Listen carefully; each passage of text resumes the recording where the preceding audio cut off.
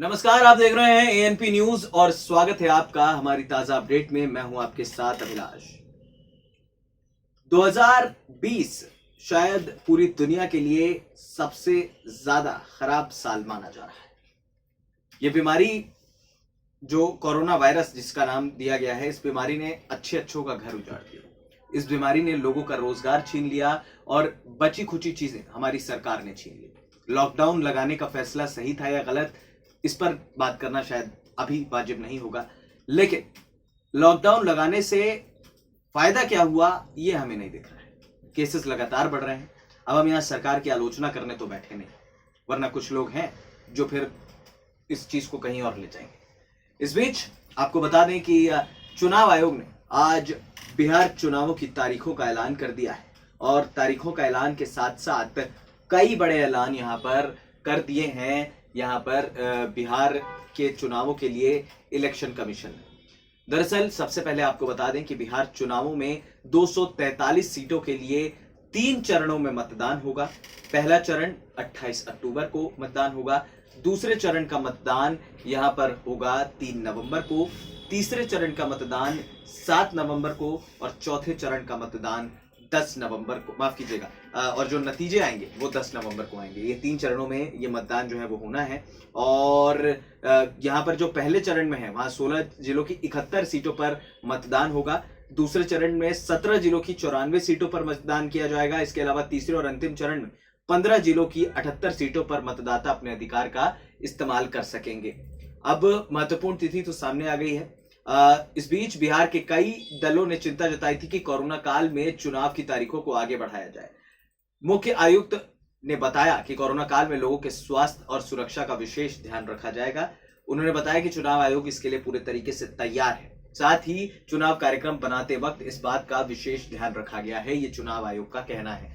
65 lakh mask का इस्तेमाल किया जाएगा। बिहार के लोगों ने काफी कुछ झेला है। बिहार की जनता ने बाढ़ की मार झेली है, बिहार की जनता ने लॉकडाउन की मार झेली है, बिहार की जनता ने कोरोना काल की मार झेली है, बिहार की जनता ने रोजगार की मार झेली है। ये ऐसे मुद्दे हैं जिनको भुनाना बहुत जरूरी है। नीतीश सरकार ने सही किया या गलत किया, इसका जवाब जनता दे देगी, लेकिन तेजस्वी यादव और तेज प्रताप भी अपने तरीके से कितने कामयाब हुए। उपचुनाव जब पिछले साल हुए थे उस दौरान आरजेडी ने बाजी मारी थी। हालांकि नीतीश कुमार ने जब बीजेपी का दामन थाम लिया था आरजेडी को छोड़कर, तो उसके बाद पलटू चाचा इनको नाम दे दिया गया। हम ये नहीं कह रहे हैं कि यहाँ पर कौन जीतेगा या कौन हारेगा, ये एक अलग विषय है। लेकिन जो जनता है, अभी मैं एक खबर पढ़ रहा था, मैंने एक वीडियो देखी, जो यहाँ से जो मजदूर पलायन करके गए, जिनको लॉकडाउन के दौरान पलायन करना पड़ा, वो धीरे धीरे शहर लौट रहे हैं। कई लोगों के मुद्दे ऐसे थे, अब देखिए आपने जल्दबाजी में लॉकडाउन तो कर दिया, लेकिन उस गरीब की नहीं सोची जो शायद दिहाड़ी कमाता था, जो दिहाड़ी मजदूर था। वो शख्स कहता हुआ ये नजर आ रहा था कि भाई मेरे घर में तो खेती बाड़ी नहीं है, मैं कहां से पैसा लाऊंगा, जाऊंगा मजदूरी करूंगा, मेहनत करूंगा, अगर मजदूरी मिलेगी तो उस दिन खा लूंगा, और जिस दिन मजदूरी नहीं मिलेगी उस दिन भूखा पेट सो जाऊंगा और अपने बच्चे को भी भूखा सुला दूंगा। ये शब्द चुभ रहे थे कांटे की तरह। ये शब्द शायद सरकार को भी चुभने चाहिए। ये शब्द विपक्ष को भी सुनने चाहिए कि जिस मजदूर के यहां रोटी नहीं है, आप अब उसके यहां वोट मांगने जाएंगे। पिछले 5 सालों में बिहार का विकास हुआ या नहीं हुआ, इसका फैसला जनता को करना है। लेकिन जो प्रवासी मजदूर है, हालांकि सरकार के पास कोई आंकड़े नहीं है, कोई बहुत ज्यादा, पीएम मोदी के हिसाब से अगर देखा जाए तो करीब 1.5 करोड़ मजदूर जो है वो पलायन करके गए, लेकिन सरकारी आंकड़े कुछ और ही कह रहे हैं। करीब 8 करोड़ लोगों का रोजगार तो गया ही है, प्लस मजदूरों के पास खाने के लिए रोटी नहीं। दिल्ली के नोएडा में आप देख लीजिए, लेबर चौक पे लोग आपको बेचारे घूमते हुए नजर आएंगे। किराएदारों, जो मकान मालिक हैं, उन्होंने लात मारकर बाहर निकाल दिया है या किराया मांगते हैं। और उसके बाद जो लोग आए थे, जो बेचारे लॉकडाउन में फंसे रह गए, ना उनको खाने की व्यवस्था है, जिनके छोटे छोटे बच्चे हैं, जो शहर में कमाने आए हैं, उनको दिहाड़ी तक नहीं मिल रही है, ना ही कोई सरकारी खाने की व्यवस्था है। क्या नीतीश सरकार ने इस पर ध्यान दिया या विपक्षी दलों ने इस पर साथ दिया? ये ऐसे मुद्दे हैं जिनका उठना बहुत ज्यादा जरूरी है। सुशांत केस में सब आगे आकर बोले, हालांकि ठीक है एक बहुत सेंसिटिव मुद्दा वो भी है, लेकिन इन मुद्दों को भी उठाना बहुत जरूरी है।